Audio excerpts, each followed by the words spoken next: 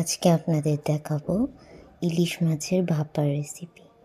ইলিশ মাছের ভাপা অনেকে অনেক রকমভাবে করে থাকে। আমি যেরমভাবে করে থাকি আজকে আপনাদের সেটাই দেখাবো। আমি ঘরে দুটো গোটা মাছ নিয়ে এসেছিলাম, আমি নিজেই কেটে নিয়েছি। এবার মশলার মধ্যে কিছুটা কালো সর্ষে, সাদা সর্ষে আর কিছুটা পোস্ত আর শুকনো লঙ্কা নিয়ে ভালোভাবে শিলে বেটে নিয়েছি। আমি শিলে বেটেছি, আপনারা চাইলে মিক্সিতেও বেটে নিতে পারেন। এবার কড়াইতে অল্প একটু তেল দিয়ে কালো জিরে কাঁচা লঙ্কা ফোড়ন দিয়ে আমি মাছের পিসগুলোকে তেলের মধ্যে বসিয়ে দিই। বসিয়ে নাড়াচাড়া করি না, শুধু একবার এপিট ওপিট উল্টে দিয়েই এবার যে বেটে রেখেছিলাম সর্ষে পোস্তর পেস্টটা সেটা দিয়ে দেব। আর কিছুটা পরিমাণে ফেটিয়ে রাখা টক দই দিয়েছি। টক দই দিলে গ্রেভিটা খেতে খুব ভালো হয়, একদম 2-3 চামচ।